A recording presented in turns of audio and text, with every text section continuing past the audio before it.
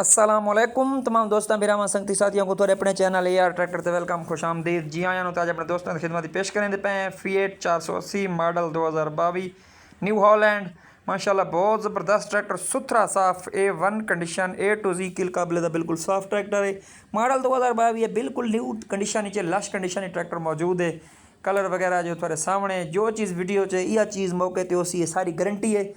तो ट्रैक्टर की condition wise तो चेक कर सकते हो। छत लगी हुई है ट्रैक्टर को, बड़ी ज़बरदस्त किस्म की डेकोरेशन वाली छत लगी हुई है वो देख सकते हो। बाकी फ्रंट साइड तो थोड़ा एक धिक्के वाला बंपर मिलता पे माशाल्लाह, बड़ा सोहना तो सुथरा साफ बंपर, धिक्के वाला मजबूत बंपर है जिस गड्डी को लगा होया। तो बाकी डिटेल भी नाल शेयर करूँ। पंजाब का नंबर है जिस गड्डी को लगा होया।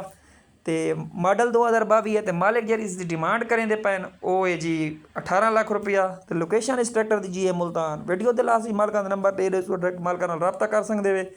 तो बाकी नवे आने वाले व्यूवर एक रिक्वेस्ट होंगी सारी कि नवे आने वाले व्यूवर सारे चैनल को जरूर सबसक्राइब करो।